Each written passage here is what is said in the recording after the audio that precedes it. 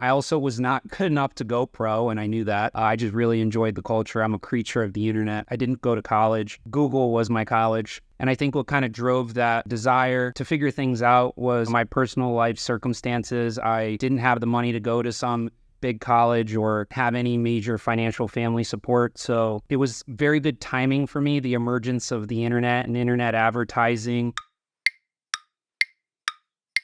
Welcome to 5-Minute Founders. If you're interested in hearing today's full conversation, you can check us out on YouTube at Jump 450. But for right now, we've only got 5 minutes. My guest today is the founder of the one-stop shop brand accelerator, Neon Flux.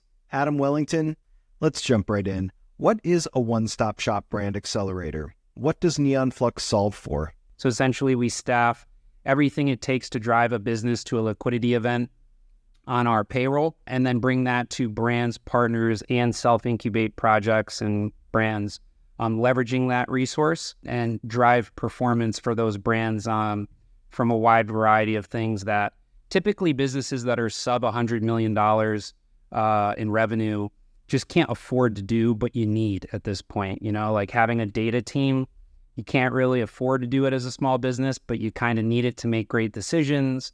You kind of need good life cycle email, SMS management. You need financial planning. You need financial forecasting and modeling. So you kind of need all these things, and we've kind of brought them all under one roof to offer a more robust service to brand operators and private equity venture capital partners we work with.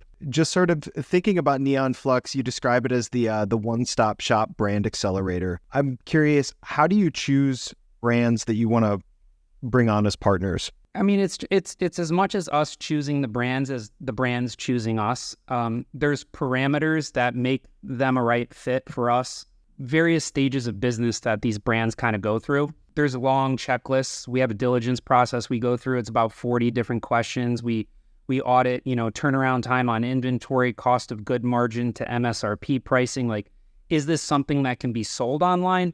A lot of people will come to us, they want to sell their next big energy beverage, but from a performance media buying, performance growth perspective, you're better off being Jake Paul doing something like that. That's not something we're going to provide a lot of value. So it's got to be the right product.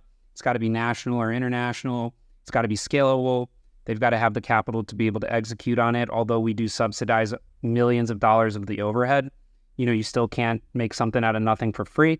There's still advertising that goes into it. So we go through quite an exhaustive list of diligence questions to really kind of land on what will ultimately be our decision if it's a good fit, and we put a proposal in front of those brands when we talk to them. If you were to sort of come up with a hypothetical brand of your own that was the perfect fit for Neon Flux, the sort of dream partner that you see out there, are there a couple of components that you could describe to us? I believe that in today's age of brand building, you need to have some sort of authority figure or a celebrity on the front end of the business that gives a bit of credibility to just a product-only business. It's got to have a high TAM, something that you could really sell a lot of. It's got to have you have to be able to buy a lot of it, sell a lot of it. But just to answer the question more pointedly, a dream scenario would be Taylor Swift and whatever she wants to do, pretty much. But, I think, listen, we're really good at diving into the data and driving growth. There's certain variables that make that growth a lot easier. So we tend to lean towards where we can get a little bit of help.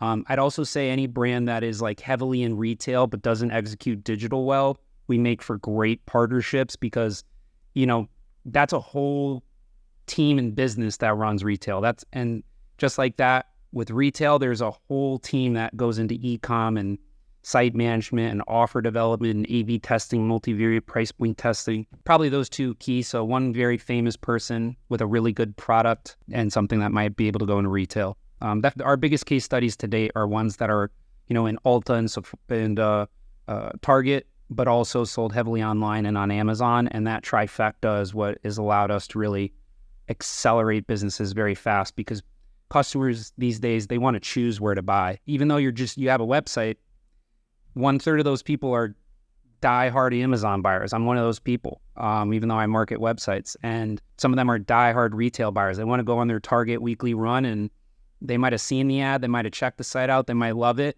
but they want to buy at the store. That's just kind of part of who they are. So being where the customer is, I think, is one of those key parameters as well. What are 3 key elements that make a brand successful in marketing?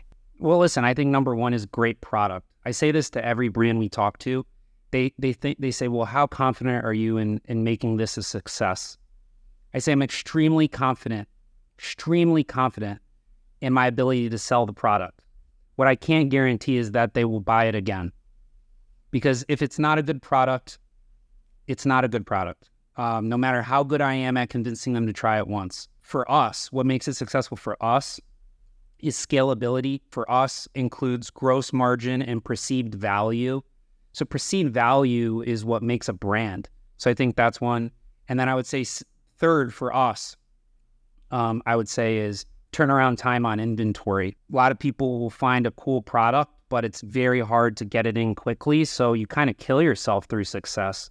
That is all the time that we have for today. If you'd like to hear the rest of my conversation with Adam Wellington, you can check us out on YouTube at Jump 450. We'll see you next time.